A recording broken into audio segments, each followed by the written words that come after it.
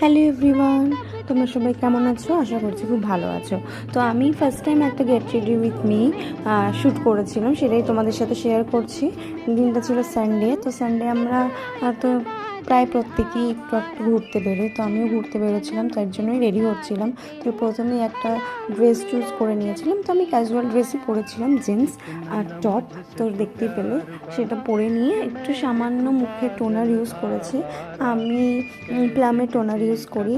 তো টোনারটা ইউজ করার পর তো ওটাকে শুকানোর জন্য খুব চেষ্টা করছিলাম যে তাতে ড্রাই হয়ে যায়। দেন সুগারের একটা কাজল আর এলেকট্রিনের একটা আইলাইনার, তো এই দুটোই জাস্ট ইউজ করেছি চোখে।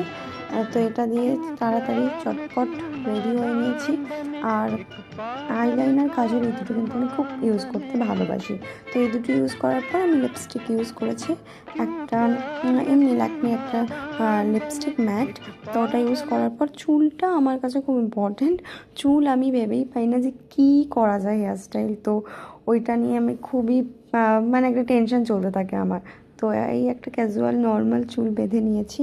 তো এই প্রায় শর্টপট করছিলাম, সব কিছু অনেক তাড়াতাড়ি রেডি হয়েছি যেহেতু বেরোনোর ছিল। তো কানে দুটো হালকা স্টাড পরে নিয়েছি। আর ওয়াচ ইজ মাই ফেভারিট। তো ওয়াচটা তো পরতেই হবে। এই ছিল আমার একটা সিম্পল লুক।